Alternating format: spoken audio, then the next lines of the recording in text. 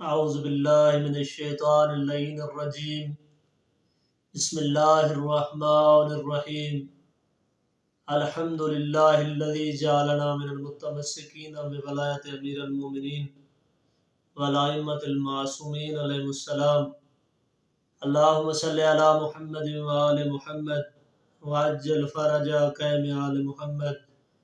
السلام علیکم یا علی علیہ السلام مدد۔ مومنین کرام، جیسا کہ آپ جانتے ہیں کہ میں ماہ رمضان کے حوالے سے آپ کے سامنے حاضر ہوتا ہوں، اور ہمارا فرض بنتا ہے کہ ہم معصومین علیہ السلام کی جو احادیث ہیں ہم لوگوں تک، مومنین تک پہنچائیں، اور ان کے عمل کو ہمارا حق بنتا ہے کہ ہم زندہ رکھیں۔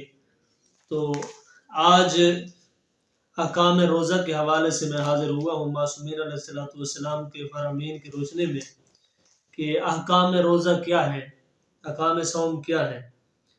تو روزہ نام ہے طلوع فجر سے لے کر شرع غروب آفتاب تک خود کو کھانے پینے، حصول لذات اور دیگر ممنوعات مکروہات سے روکے رکھنے کا، یعنی صرف کھانا پینا نہیں چھوڑنا، ہر وہ کام جو شریعت محمدی میں ناجائز ہے، حرام ہے، اس سے بچنا چاہیے۔ یہ ہے روزہ۔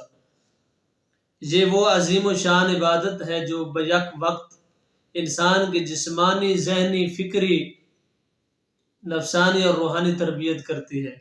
اس کی قوت و ارادی کو مضبوط کرتی ہے، اسے گھٹن حالات کا مقابلہ کرنا سکھاتی ہے، اسے بتاتی ہے کہ نامساعد صورتحال میں اپنے اعصاب پر کیسے قابو پایا جا سکتا ہے، اور سب سے بڑھ کر یہ انسانی عقائد و اعمال میں خلوص پیدا کرتی ہے، جو یقیناً ہر عبادت کے لیے شرط اول ہے۔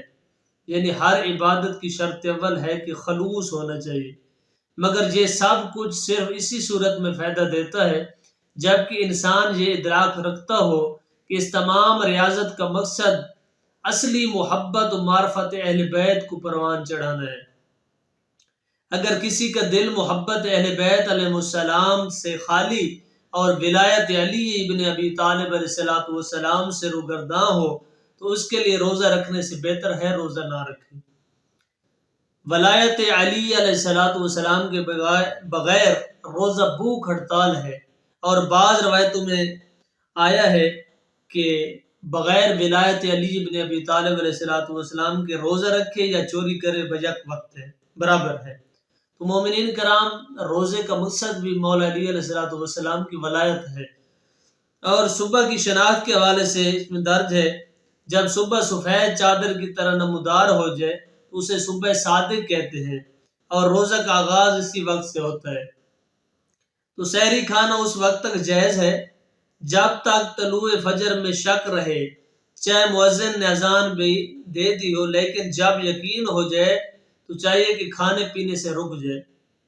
اگر انسان صبح کے وقت کھڑے ہو کر دیکھے اور صبح کے آثار نہ پائے، لیکن کھانے پینے کے فوراً بعد صبح ہو جائے تو اس کو چاہیے کہ روزے کو پورا کرے۔ اس پر اعادہ نہیں ہے، یعنی صبح کی شناخت پہلے کرنی چاہیے، کھانے پینے سے نہ کہ بعد میں کرنی چاہیے۔ لیکن اگر اس نے پہلے نہیں دیکھا اور کھانے پینے کے بعد نظر کی اور آثار سب صبح نمودار پائے تو اس صورت میں اسے چاہیے کہ روزہ نہ رکھے اور بعد میں اس روزے کی قضا کرے، کیونکہ اس نے ابتدا کھانے سے کی تھی۔ یہ فرمان امام جعفر صادق علیہ السلام کا ہے۔ تو راوی کہتا ہے کہ میں نے پوچھا کس عمر میں لڑکوں سے روزہ کا مواخذہ کیا جائے گا؟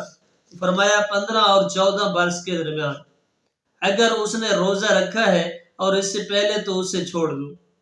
حضرت امام جعفر صادق علیہ السلام نے فرمایا ہم اپنے لڑکوں کو 7 سال کی عمر میں روزہ کا حکم دیتے ہیں تاکہ دن کے جس حصے تک ان میں طاقت ہو روزہ رکھیں، بس تم بھی اپنے بچوں کو جب 9 برس کے ہوں روزہ کا حکم دو تاکہ جتنی طاقت ہو اتنی دیر رکھیں، جب ان پر پیاس کا غلبہ ہو تو افطار کر لیں۔ اگر انسان خود دیکھ لے کہ اب بھی فجر طلوع نہیں ہوئی تو اس کے لیے کھانا پینا جائز ہے، لیکن اگر کسی دوسرے سے کہے اور وہ بتائے کہ اب بھی صبح نہیں ہوئی لیکن بعد میں معلوم ہو کہ صبح ہو گئی تھی تو ایسی صورت میں اسے اس روزے کی قضا کرنا پڑے گی۔ اگر کوئی شخص کسی کو خبر دے کہ صبح طلوع ہو گئی ہے مگر وہ یہ سمجھ کر کہ شاید مذاق کر رہا ہے، سحری کھاتا رہے اور بعد میں پتہ چلے کہ واقعی صبح ہو گئی تھی تو اس پر اس روزے کی تکمیل اور پھر قضا واجب ہے۔ جب دو اشخاص صبح صادق پر نظر کریں اور ایک کو نظر آ جائے مگر دوسرے کو نظر نہ آئے تو اس شخص پر کھانے پینے سے رک جانا واجب ہے جسے صبح نظر آ گئی تھی، مگر جس کو نظر نہیں آئی تھی اس پر کھانے پینے سے رک جانا واجب نہیں ہے۔ آگے ہے وقت افطار۔ جب مشرق کی سرخی غائب ہو جائے تو افطار کا وقت ہو جاتا ہے۔ امام محمد باقر علیہ السلام کا فرمان ہے۔ افضل یہ ہے کہ انسان نماز مغربین کے بعد افطار کرے، لیکن اگر کچھ لوگ اس کے ساتھ ہوں اور اندیشہ ہو کہ ان کے کھانے میں دیر ہو جائے گی تو قبل نماز افطار کرنے میں کوئی حرج نہیں ہے۔ اگر بادل چھائے ہوئے ہوں اور انسان یہ سمجھ کر سورج غروب ہو گیا ہے روزہ افطار کر لے اور بعد میں دھوپ نکل آئے تو اس پر اس روزے کی قضا ہے۔